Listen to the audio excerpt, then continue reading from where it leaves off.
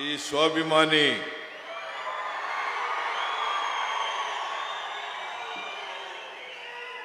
ಸಮಾವೇಶದಲ್ಲಿ ಭಾಗಿಯಾಗಿರ್ತಕ್ಕಂಥ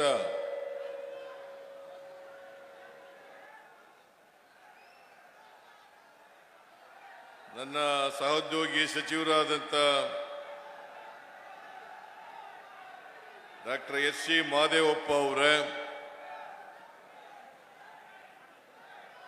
doctor KH. Muniyappa ಅವರೇ, ಸತೀಶ್ ಜಾರಕಿಹೊಳಿ ಅವರೇ, ಡಾಕ್ಟರ್ ಶರಣ್ ಪ್ರಕಾಶ್ ಪಾಟೀಲ್ ಅವರೇ, ಬೋಸರಾಜು ಅವರೇ, ಶಿವರಾಜ್ ತಂಗಡಗಿ ಅವರೇ, ಶಾಸಕರಾದಂಥ ಹಂಪನಗೌಡ ಬಾದರ್ಲಿ ಅವರೇ, ಮಾನ್ವಿ ಕ್ಷೇತ್ರದ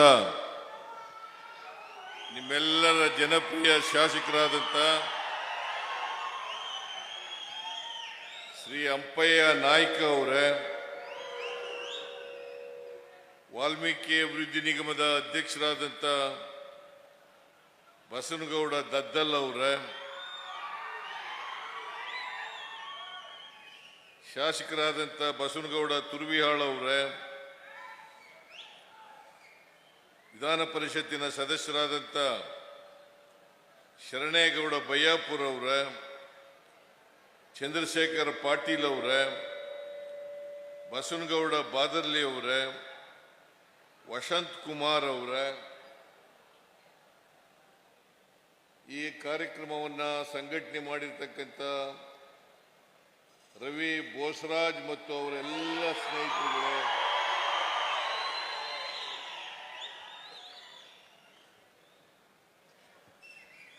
ವೇದಿಕೆ ಮೇಲೆ ಆಸೀನರಾಗಿರ್ತಕ್ಕಂಥ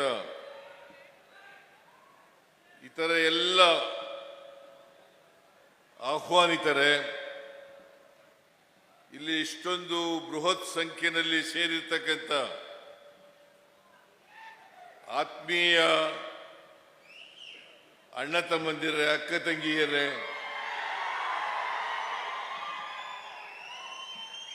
ಎಲ್ಲ ಯುವಕ ಮಿತ್ರರೇ, ಸುದ್ದಿ ಮಾಧ್ಯಮದ ಗೆಳೆಯರೇ, ಮಾನ್ವಿ ಮತಕ್ಷೇತ್ರದ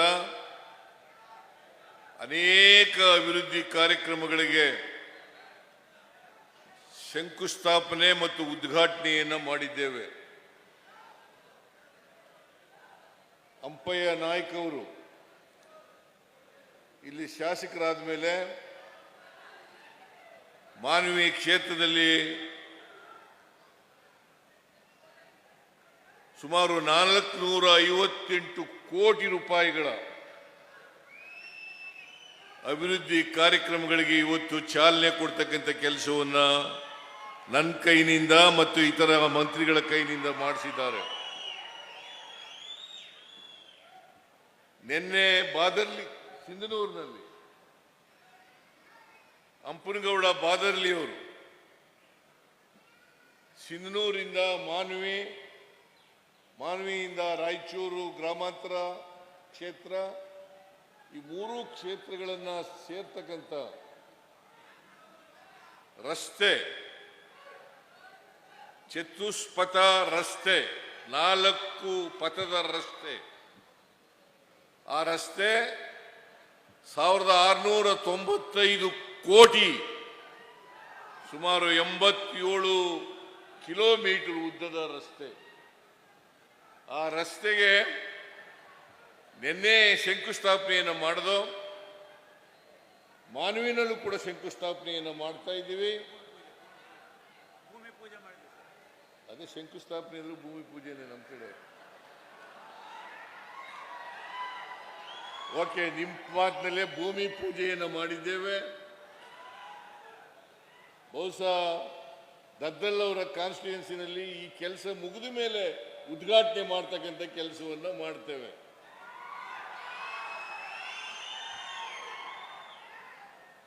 ಇವತ್ತು ಇಷ್ಟೊಂದು ಅಭಿವೃದ್ಧಿ ಕೆಲಸ ಕಾರ್ಯಕ್ರಮಗಳಿಗೆ ಶಂಕುಸ್ಥಾಪನೆ ಉದ್ಘಾಟನೆ ಮಾಡಿದ್ದೇವೆ ಅಂತಂದ್ರೆ ಈ ಸರ್ಕಾರ ಅಭಿವೃದ್ಧಿ ಪರವಾಗಿದೆ, ಜನಪರವಾಗಿದೆ ಅಂತಕ್ಕಂಥದನ್ನ ತೋರಿಸ್ತದೆ. ವಿರೋಧ ಪಕ್ಷದವರು ಸುಮ್ಮನೆ ಟೀಕೆಯನ್ನ ಮಾಡ್ತಾರೆ.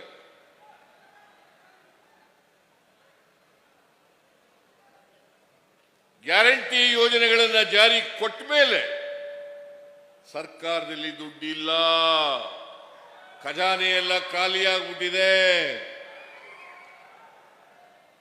ಇದು ಎಂತ ಹಸಿ ಸುಳ್ಳು, ಬರೀ ಹಸಿ ಸುಳ್ಳು, ಬರೀ ಹಸಿ ಸುಳ್ಳು. ನಮ್ಮ ಹತ್ರ ದುಡ್ಡಿಲ್ಲದೆ ಹೋಗಿದ್ರೆ 1695 ಕೋಟಿ ರೂಪಾಯಿ ರಸ್ತೆ ಕೆಲಸಕ್ಕೆ ಭೂಮಿ ಪೂಜೆ ಮಾಡಲಿಕ್ಕೆ ಸಾಧ್ಯ ಆಗ್ತಾ ಇರಲಿಲ್ಲ. ಅಂಪಯ್ಯ ನಾಯಕರವರ ಕಾನ್ಸ್ಟಿಟ್ಯೂನ್ಸಿ ಮಾನವಿನಲ್ಲಿ 458 ಕೋಟಿ ರೂಪಾಯಿಗಳಿಗೆ ಗುದ್ಲಿ ಪೂಜೆಯನ್ನ ಉದ್ಘಾಟನೆಯನ್ನ ಮಾಡಲಿಕ್ಕೆ ಆಗ್ತಾ ಇರಲಿಲ್ಲ. ಇದನ್ನ ನೀವು ನೋಡಿದ್ರೆ ಹೆಂಗೆ ವಿರೋಧ ಪಕ್ಷದವರು ಸಹಿಸಿಕೊಳ್ಳಲಿಕ್ಕೆ ಸಾಧ್ಯ ಆಗದೇನೆ ಹೊಟ್ಟೆ ಉರಿಯಿಂದ ಸುಳ್ಳುಗಳನ್ನ ಹೇಳ್ತಾ ಇದ್ದಾರೆ ಅಂತಕ್ಕಂಥದನ್ನ ನಿಮಗೆ ತಿಳ್ಕೊಳ್ಳಿಕ್ಕೆ ಸಾಧ್ಯ ಆಗ್ತದೆ. ಬಿಜೆಪಿಯವರು, ಜೆಡಿಎಸ್ನವರು ನಾನು 2ನೇ ಬಾರಿ ಮುಖ್ಯಮಂತ್ರಿ ಆದ ಮೇಲೆ ನನ್ನ ಮೇಲೆ ಸುಳ್ಳು ಆರೋಪಗಳನ್ನು ಮಾಡಲಿಕ್ಕೆ ಪ್ರಾರಂಭ ಮಾಡಿದ್ದಾರೆ. ಸುಳ್ಳು ಆರೋಪಗಳನ್ನು ಮಾಡಿದ್ದಾರೆ. ಅದಕ್ಕೋಸ್ಕರನೇ ಈ ಸ್ವಾಭಿಮಾನಿ ಸಮಾವೇಶವನ್ನು ಏರ್ಪಾಡು ಮಾಡಿ ನಿಮ್ಮ ಮೂಲಕ ಅವರಿಗೆ ತಕ್ಕ ಉತ್ತರವನ್ನು ಕೊಡಬೇಕು ಅನ್ನೋ ಕಾರಣಕ್ಕೋಸ್ಕರ ಈ ಸ್ವಾಭಿಮಾನಿ ಸಭೆಯನ್ನು ಏರ್ಪಾಡು ಮಾಡಿರ್ತಕ್ಕಂಥದ್ದು. ಈ ಸ್ವಾಭಿಮಾನಿ ಸಭೆಯನ್ನು ಏರ್ಪಾಡು ಮಾಡಲಿಕ್ಕೆ ರವಿ ಬೋಸರಾಜ್ ಮತ್ತು ಅವರ ಸಂಗಡಿಗರು ಮತ್ತೆ ಬೋಸರಾಜು ಅವರು ಮತ್ತು ಇತರ ಎಲ್ಲ ಶಾಸಕರುಗಳು ಕೂಡ, ಈ ಜಿಲ್ಲೆಯ ಎಲ್ಲ ಶಾಸಕರುಗಳು ಕೂಡ ಶ್ರಮ ಪಟ್ಟಿದ್ದಾರೆ. ಇದು ಯಶಸ್ವಿ ಆಗಲಿಕ್ಕೆ ದುಡಿದಿದ್ದಾರೆ. ಅದಕ್ಕೋಸ್ಕರ ರವಿ ಬೋಸರಾಜು ಮತ್ತು ಇತರ ಎಲ್ಲ ಶಾಸಕರುಗಳಿಗೆ ನನ್ನ ಧನ್ಯವಾದಗಳನ್ನು ಈ ಸಂದರ್ಭದಲ್ಲಿ ಹೇಳಲಿಕ್ಕೆ ಬಯಸ್ತಾ ಇದ್ದೇನೆ. ಮಾನ್ಯ ಬಂಧುಗಳೇ, 2013ರಲ್ಲಿ ಈ ರಾಜ್ಯದ ಜನರು 122 ಸ್ಥಾನಗಳನ್ನು ಗೆಲ್ಲಿಸಿಕೊಳ್ಳಿಸೋದ್ರ ಮೂಲಕ ನಮಗೆ ಆಶೀರ್ವಾದವನ್ನು ಮಾಡಿದ್ರು ಕಾಂಗ್ರೆಸ್ ಪಕ್ಷಕ್ಕೆ. ನಾನು 5 ವರ್ಷಗಳ ಕಾಲ ಮುಖ್ಯಮಂತ್ರಿಯಾಗಿದ್ದೆ. ಬಹುಶಃ ದೇವರಾಜ ಅರಸರವರನ್ನ ಬಿಟ್ಟರೆ 5 ವರ್ಷ ತುಂಬಿಸಿದವರು.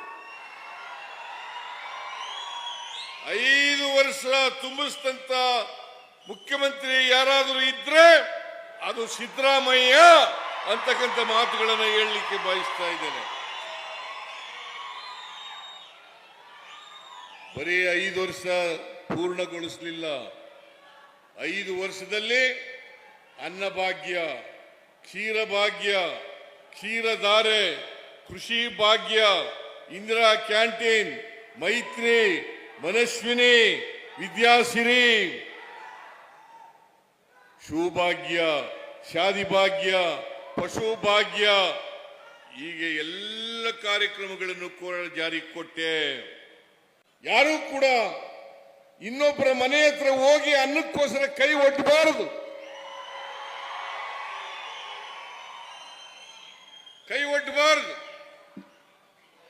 ಭಿಕ್ಷುಕರು ಈ ರಾಜ್ಯದಲ್ಲಿ ಇರಬಾರದು. ಎಲ್ಲರೂ ಕೂಡ ಅನ್ನ ಊಟ ಮಾಡ್ತಕ್ಕಂಥ ಪರಿಸ್ಥಿತಿ ಆಗಬೇಕು. ಕರ್ನಾಟಕ ಹಸಿವು ರಾಜ್ಯ ಆಗಬೇಕು ಅಂತೇಳಿ ಈ ಕಾರ್ಯಕ್ರಮವನ್ನು ಜಾರಿ ಕೊಟ್ಟದ್ದು. ಇಂದಿರಾ ಕ್ಯಾಂಟೀನ್ ಮಾಡೋದು ಯಾತಕ್ಕೆ ಮಾಡೋದು? ಈ ನಾಡಿನ ಬಡವರು, ಈ ನಾಡಿನ ಕಾರ್ಮಿಕರು, ಈ ನಾಡಿನ ವಿದ್ಯಾರ್ಥಿಗಳು ಈ ನಾಡಿನ ಬೇರೆ ಬೇರೆ ರಾಜ್ಯಗಳಿಂದ ಬರ್ತಕ್ಕಂಥ ಜನರು ಅವರೆಲ್ಲರೂ ಕೂಡ ಕಡಿಮೆ ದರದಲ್ಲಿ ಬ್ರೇಕ್ಫಾಸ್ಟ್ ಅನ್ನ, ತಿಂಡಿಯನ್ನ, ಊಟವನ್ನ ಮಾಡಬೇಕು ಅನ್ನೋ ಕಾರಣಕ್ಕೋಸ್ಕರ ಕಾರ್ಯಕ್ರಮವನ್ನು ಜಾರಿಗೆ ತಗೊಂಡ್ಬಂದು ನಾವು ಮುಂದಿನ 2013ರಿಂದ 2018ರವರೆಗೆ ಇದ್ದಂತ ಕಾರ್ಯಕ್ರಮ. ಅದಾದ ಮೇಲೆ 1 ವರ್ಷ 2 ತಿಂಗಳು ಕುಮಾರಸ್ವಾಮಿ ಮುಖ್ಯಮಂತ್ರಿ ಆಗಿದ್ರು, ಏನು ಮಾಡಲಿಲ್ಲ. ಅದಕ್ಕೆ ಒಂದು ಮಾತನ್ನ ಹೇಳ್ತಾರೆ, ಕೊಟ್ಟ ಕುದುರೆಯನ್ನು ಏರಲಾರದವರು ಧೀರರು ಅಲ್ಲ, ಶೂರರು ಅಲ್ಲ.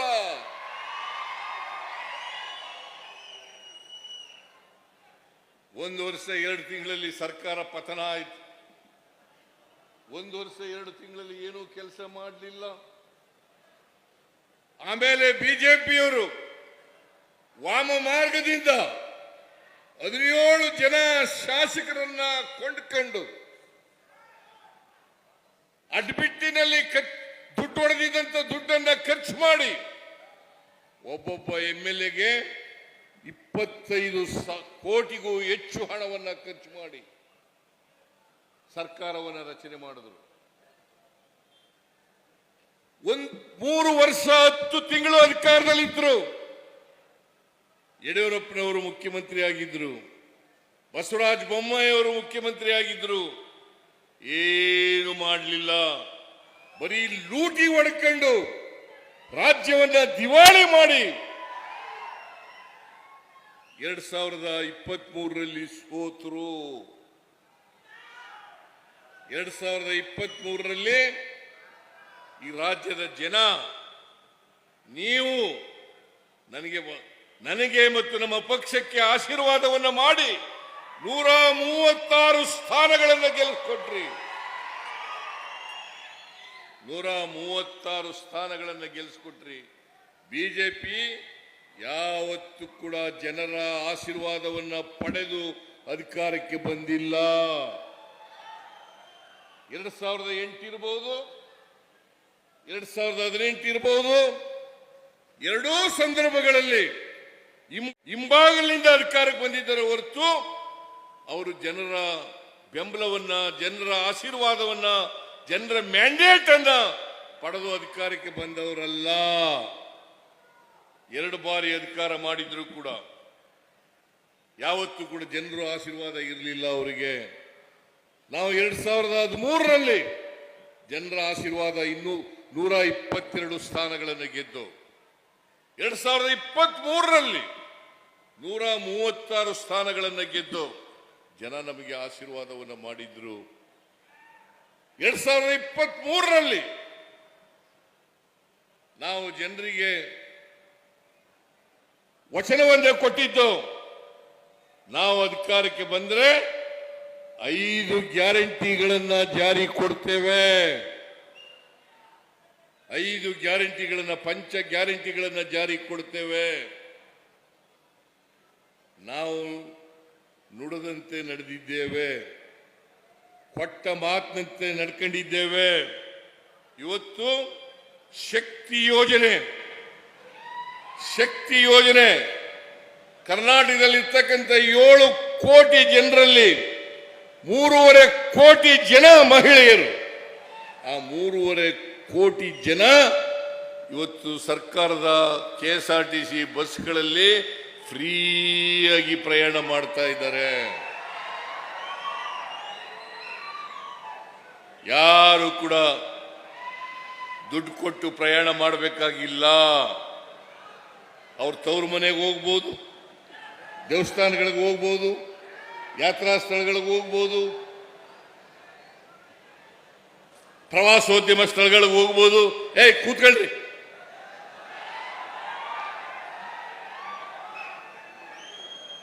ಯಾತ್ರಾ ಸ್ಥಳಗಳಿಗೆ ಹೋಗ್ಬೋದು, ಪ್ರವಾಸೋದ್ಯಮ ಸ್ಥಳಗಳಿಗೆ ಹೋಗ್ಬೋದು. ಇವತ್ತು ಸುಮಾರು 300 ಕೋಟಿ ಟ್ರಿಪ್ಗಳಲ್ಲಿ ಪ್ರಯಾಣ ಮಾಡಿದ್ದಾರೆ ಹೆಣ್ಮಕ್ಳು. 300 ಕೋಟಿ ಟ್ರಿಪ್ಗಳಲ್ಲಿ ಪ್ರಯಾಣ ಮಾಡಿದ್ದಾರೆ. ಗೃಹಲಕ್ಷ್ಮಿ ಗೃಹಲಕ್ಷ್ಮಿ ಯೋಜನೆ ಮನೆ ಒಡತಿಗೆ ಸುಮಾರು 1,21,00,000 ಕುಟುಂಬಗಳಿಗೆ ಮನೆ ಯಜಮಾನಿಗೆ ತಿಂಗಳಿಗೆ 2,000 ರೂಪಾಯಿ 2,000 ರೂಪಾಯಿ. ಗೃಹ ಜ್ಯೋತಿ ಯೋಜನೆಗೆ 1,60,00,000 ಕುಟುಂಬಗಳಿಗೆ 200 ಯೂನಿಟ್ ವರೆಗೆ ಫ್ರೀ ಕರೆಂಟ್ 200 ಯೂನಿಟ್ ವರೆಗೆ ಫ್ರೀ ಕರೆಂಟ್. ಅನ್ನಭಾಗ್ಯ ಹಿಂದೆ ನಾನಿದ್ದಾಗ 5 ಕೆಜಿ ಅಕ್ಕಿಯನ್ನ ಫ್ರೀಯಾಗಿ ಕೊಡ್ತಾ ಇದ್ದೆ, ಅದನ್ನು ಮುಂದುವರಿಸಿದ್ರು. ನಾವು ಅಧಿಕಾರಕ್ಕೆ ಬಂದ್ರೆ ಇನ್ನೂ 5 ಕೆಜಿಯನ್ನು ಕೊಡ್ತೇವೆ ಅಂತ ಹೇಳಿದ್ರು. ಆದರೆ ಕೇಂದ್ರ ಸರ್ಕಾರದವರು ಸಹಕಾರ ಮಾಡಲಿಲ್ಲ, ಅಕ್ಕಿ ಕೊಡಲಿಲ್ಲ. ಬಡವರಿಗೆ ಅಕ್ಕಿ ಕೊಡ್ತೀವಿ, ಕೊಡ್ರಿ, ಅಕ್ಕಿ ನಿಮ್ಮ ಹತ್ರ ಇದೆ, ದುಡ್ಡು ಕೊಡ್ತೀವಿ, ಫ್ರೀಯಾಗಿ ಕೊಡಬೇಡಿ ಅಂತ ಹೇಳಿದ್ರು ಕೂಡ ಅಕ್ಕಿ ಕೊಡಲಿಲ್ಲ. ಮುನಿಯಪ್ಪನವರು ಇಲ್ಲೇ ಕೂತಿದ್ದಾರೆ, ಡೆಲ್ಲಿಗೆ ಹೋಗಿದ್ರು, ಆಹಾರ ಸಚಿವರನ್ನ ಭೇಟಿ ಮಾಡಿದ್ರು, ಅಕ್ಕಿ ಕೊಡ್ರಿ, ದುಡ್ಡು ಕೊಡ್ತೀವಿ ಅಂತಂದ್ರು, ಕೊಡ್ಲಿಲ್ಲ. ಅದಕ್ಕೋಸ್ಕರ ಇವತ್ತು ಪ್ರತಿಯೊಬ್ಬ ವ್ಯಕ್ತಿಗೆ 5 ಕೆಜಿ ಅಕ್ಕಿಗೆ ತೆಗೆತಕ್ಕಂಥ ಹಣ 170 ರೂಪಾಯಿಗಳನ್ನ ಅವರ ಅಕೌಂಟ್ಗೆ ಜಮಾ ಮಾಡ್ತಕ್ಕಂಥ ಕೆಲಸವನ್ನು ಮಾಡ್ತಾ ಇದ್ದೀವಿ. ಹೌದಾ ಅಲ್ಲ? ಹೌದಾ ಅಲ್ಲ? ಜಮಾ ಮಾಡ್ತಕ್ಕಂಥ ಕೆಲಸ ಮಾಡ್ತಾ ಇದ್ದೀವಿ. ಶಕ್ತಿ ಯೋಜನೆ, ಗೃಹಲಕ್ಷ್ಮಿ ಯೋಜನೆ, ಗೃಹ ಜ್ಯೋತಿ ಯೋಜನೆ, ಅನ್ನಭಾಗ್ಯ ಯೋಜನೆ, ಮತ್ತೆ ಯುವ ನಿಧಿ ಯೋಜನೆ. ಯಾರು ಯುವಕರು ಯುವತಿಯರು ಗ್ರಾಜ್ಯುಯೇಟ್ಗಳಾಗಿ ಕೆಲಸ ಸಿಕ್ಕಿರಲ್ಲ, 23-24ರಲ್ಲಿ ಪಾಸ್ ಮಾಡದಂಥವ್ರು, ಡಿಪ್ಲೊಮಾ ಪಾಸ್ ಮಾಡ್ಕೊಂಡಿರ್ತಕ್ಕಂಥವ್ರು, ಗ್ರಾಜ್ಯುಯೇಟ್ಗಳಿಗೆ 3,000 ರೂಪಾಯಿ ತಿಂಗಳಿಗೆ, ಡಿಪ್ಲೊಮಾ ಹೋಲ್ಡರ್ಸ್ಗೆ 1,500 ರೂಪಾಯಿ ತಿಂಗಳಿಗೆ ಈ ಕಾರ್ಯಕ್ರಮವನ್ನು ಜಾರಿ ಕೊಟ್ಟಿದ್ದೀವಿ. ಇವೆಲ್ಲ ಈ 5 ಕಾರ್ಯಕ್ರಮಗಳನ್ನ ನಾವು ಅಧಿಕಾರಕ್ಕೆ ಬಂದ 8 ತಿಂಗಳಲ್ಲಿ ಜಾರಿ ಕೊಟ್ಟು, ಇದು ಅವರಿಗೆ ತಡ್ಕೊಳ್ಳಿಕ್ಕಾಗಲಿಲ್ಲ. ಬಿಜೆಪಿ ಅವರಿಗೆ, ಜೆಡಿಎಸ್ನವರಿಗೆ. ಬಡವರಿಗೆ ಶಕ್ತಿ ತುಂಬುತ್ತಾ ಇದ್ದಾರೆ, ಬಡವರಿಗೆ ಆರ್ಥಿಕ ಸಾಮಾಜಿಕ ಕಾರ್ಯಕ್ರಮಗಳನ್ನು ಕೊಡ್ತಾ ಇದ್ದಾರೆ. ನಾವು ಯಾವುದೇ ಜಾತಿ ಮಾಡಲಿಲ್ಲ, ಯಾವುದೇ ಧರ್ಮ ಮಾಡಲಿಲ್ಲ. ಈ ದೇಶದ ಬಡವರು, ದಲಿತರು, ಹಿಂದುಳಿದವರು, ಅಲ್ಪಸಂಖ್ಯಾತರು, ಮಹಿಳೆಯರು, ಕಾರ್ಮಿಕರು, ಇವರೆಲ್ಲರಿಗೂ ಕೂಡ ಇವತ್ತು ಅವರಿಗೆ ಶಕ್ತಿ ತುಂಬತಕ್ಕಂಥ ಕೆಲಸವನ್ನು ಮಾಡಿದ್ದೇವೆ. ಇದನ್ನ ಬಿಜೆಪಿಯವರಿಗೆ, ಜೆಡಿಎಸ್ನವರಿಗೆ ಸಹಿಸ್ಕೊಳ್ಳಕ್ಕಾಗಲಿಲ್ಲ. ಎಷ್ಟು ಹತಾಶರಾದರು ಅಂತಂದ್ರೆ, ನನ್ನ ಹೆಂಡತಿ ಯಾವತ್ತೂ ಕೂಡ ರಾಜಕೀಯಕ್ಕೆ ಬಂದವಳಲ್ಲ, ಯಾವತ್ತೂ ಕೂಡ ಹೊರಗಡೆ ಬಂದವಳಲ್ಲ. ಅಂತವಳನ್ನ ಇವತ್ತು ಬೀದಿಗೆ ತಂದಿದ್ದಾರಲ್ಲ, ಇದು ನ್ಯಾಯನಾ? ನೀವು ಒಪ್ಕೊಳ್ಳಿಕ್ಕೆ ತಯಾರಾಗಿದ್ದೀರಾ ಅಂತಕ್ಕಂಥ ಪ್ರಶ್ನೆಯನ್ನ ಇವತ್ತು ನೀವು ಕೇಳಬೇಕಾಗ್ತದೆ. ಯಾವತ್ತೂ ಕೂಡ ಬಂದವರಲ್ಲ. ನಾನು ಏನ್ ತಪ್ಪು ಮಾಡಿದ್ದೀನಿ? ನಿಮಗೆ 5 ಗ್ಯಾರಂಟಿಗಳು ಕೊಟ್ಟದ್ದು ತಪ್ಪ? ಅನ್ನಭಾಗ್ಯ ಮಾಡೋದು ತಪ್ಪ? ಇಂದಿರಾ ಕ್ಯಾಂಟೀನ್ ಮಾಡೋದು ತಪ್ಪ? ಕ್ಷೀರ ಭಾಗ್ಯ ಮಾಡೋದು ತಪ್ಪ?